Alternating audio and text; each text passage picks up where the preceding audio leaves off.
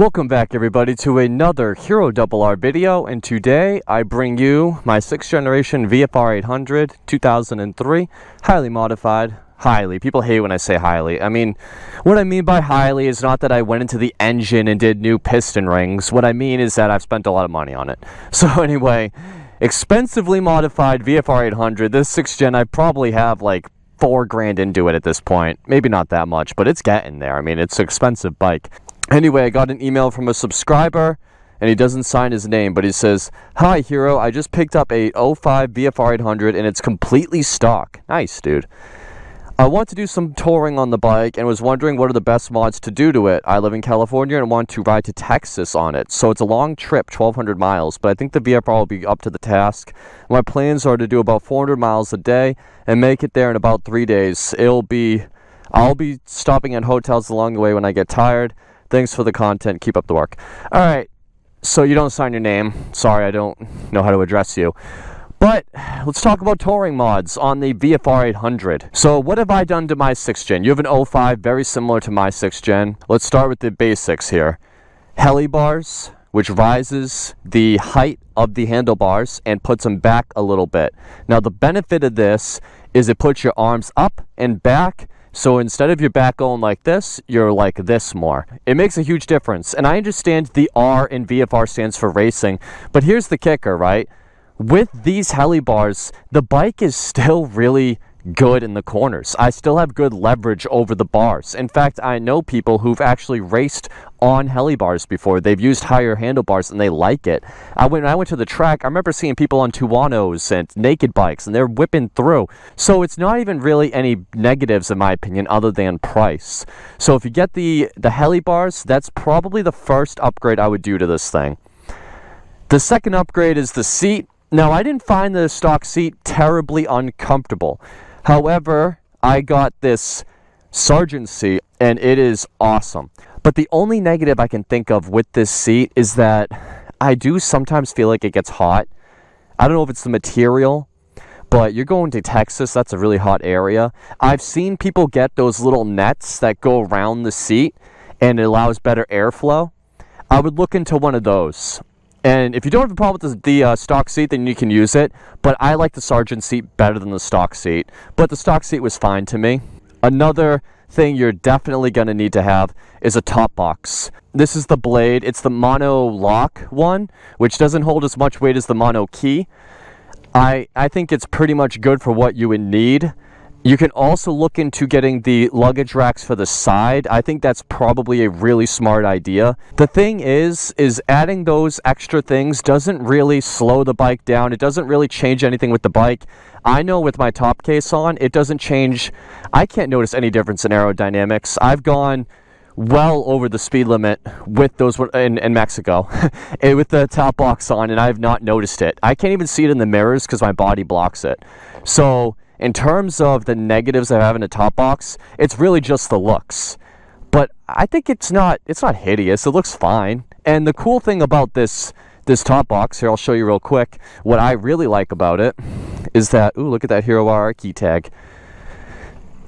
All you do, put the key in, turn it, and you can open it up real quick. Put as much as anything you want in there, your helmet, whatever. And with the key turned, all you do is you press this silver button, and here you go, it's off. So what's cool about it is you can have your stuff in here and you can bring it in somewhere very easily. I mean, look how easily I was able to take that off. And with it off, it doesn't look terrible, right? I mean, you still have the rack there. It's not as good or as clean as having it all stock looking, but it doesn't look bad. And then you can go right back up to it, take your case, line it up, click in, done. That easy. Takes literally 5 seconds. Now you're saying you're going from California to Texas, so you don't need heated grips. In fact, you're probably going to need mods that are going to cool you down more. But to answer this question for anybody that might not be down south, maybe you're in a colder area, I like having these heated grips. I think they're really nice. Very cheap, Oxford brand. I think it was like $130. I mean, I guess it's not super cheap, but considering how well they work, and what I love so much about them is you have 5 levels of adjustment, and it has 2 auto shutoffs. First off, it's on a timer, so if it detects no power, it'll automatically turn off in like 5 minutes or whatever it is. It will also turn off if the battery gets below a certain point. So if you accidentally leave them on, which I have before, it will not drain your battery. Completely dead at least, which is super nice to have. As for the windshield, you can do your own research. I have this Puig windshield, and it's a double bubble clear. I think it does fine. I don't really think it's necessary though. You can use the stock windshield if you want. Do some research. There are touring windshields, but I just don't like the way they look. But hey, if you're going for ultimate comfort and touring ability, then who cares about the looks anyway? The stock headlights on this bike are perfectly fine. You don't need to upgrade those at all. They're perfectly fine the way they are. I would recommend getting yourself a voltmeter with the USB ports. Could be useful for charging up your phone or your GPS. And that leads me to another thing. Get yourself a phone mount. I use the quad lock. You just go like that, locked in. You have your GPS, everything like that. Take it off, no problem. Very nice to have that. And finally, the last mod, if you're going to do any form of touring, especially on a nearly 20-year-old VFR, is you really should upgrade the rectifier if it's not already done yet. Please upgrade the rectifier. You don't want to be left stranded. It will suck. It'll cost a lot of money. I have a video on my channel showing how to do it. It's really not that difficult. Anybody can do it, and it will save your bacon. Upgrade it to a MOSFET rectifier. It's going to cost you $300-$400, but it's worth it. Trust me. If it's already been done, great. You're all set. If it hasn't been done, please do it. And I know this isn't in the spirit of the video, but do all your maintenance to the bike. Make sure the brakes are serviced, make sure the oil's changed, make sure the chain is lubed and adjusted, make sure everything's been gone through. You don't want something to break. Make sure all your bolts are tightened. Bring a good toolkit with you. And finally, this is optional, but I highly recommend it. Get yourself a dash camera. I have one in the front and the rear, and the good thing about that is if anything happens, you have it recorded, because sometimes people do crazy things and you want that camera to protect you legally if something should happen. And I have a video on my channel on how to install those as well.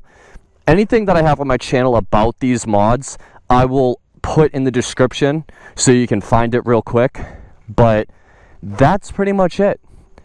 I think the MOSFET is pretty much the only mandatory mod. These bikes out of the box are built for touring.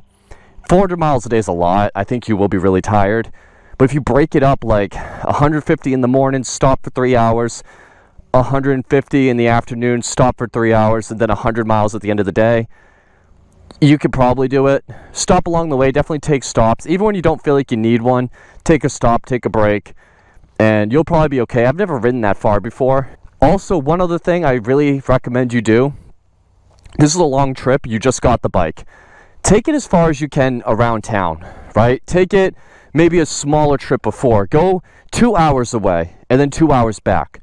Because then you get an idea of what hurts, right? Like, oh man, my back is killing me, or my butt is sore, or I need this, that, the other thing. And it also proves the reliability of the bike. The bike's making these trips, it's fine, it can make a bigger trip, right? So that's pretty much it. I hope you enjoyed this video. Good luck on your trip. Be safe. And if you have any questions, man, feel free to email me back and I'll be sure to answer them. So anyway, thanks again for watching. If any of you guys have any questions, email me at askherorr@gmail.com and I would love to answer your question in a video. All right, guys. Thanks for watching. I'll see you in the next one. Take care and bye-bye.